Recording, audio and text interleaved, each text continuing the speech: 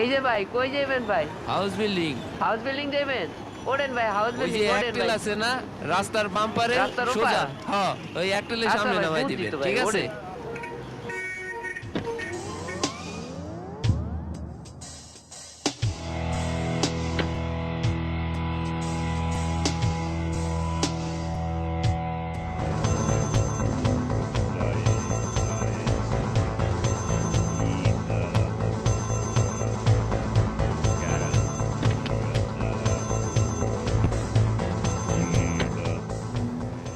এমন ঘটনা আমাদের জীবনে প্রতিনিয়তই ঘটছে। এটা নতুন কিছু নয়। এ ধরনের ধোঁকাবাজির থেকে সতর্ক থাকুন। জনসচেতনতায় দৃষ্টিপাত।